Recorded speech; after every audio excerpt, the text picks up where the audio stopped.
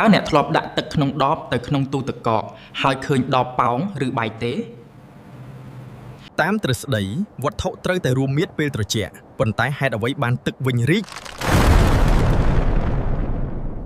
ជាទូទៅវត្ថុភាគច្រើនក្តៅគឺរីកត្រជាក់គឺរួមនេះគឺដោយសារម៉ូលេគុលចលនាពេលក្តៅវារត់លឿននិងទៅឆ្ងាយពីគ្នាពេលត្រជាក់វាយឺតហើយខិតជិតគ្នាប៉ុន្តែពេលទឹកคล้ายជាទឹកកកវាคล้ายជាករណីលើកលែងម៉ូលេគុលរៀបជាទម្រង់6ជ្រុងដែលមានចន្លោះប្រហោងច្រើននៅកណ្ដាលដូច្នេះមាត្ររបស់វាកើនឡើងហើយទឹកកកក៏អណ្ដែតលើទឹកហេតុនេះហើយដបទឹកអាចបែកក្នុងទូទឹកកកហើយបំពង់ទឹកអាចផ្ទុះនៅតំបន់ត្រជាក់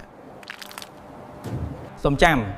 ពី100អង្សាសេទៅ4អង្សាសេទឹកកន្ត្រាក់រួមមាត្រប៉ុន្តែពី4ទៅ0អង្សាសេវារីកមាត្រវិញពេលคล้ายជាទឹកកកវារីកកាន់តែខ្លាំងនេះហៅថាការរីកមាត្រខុសប្រក្រតីរបស់ទឹក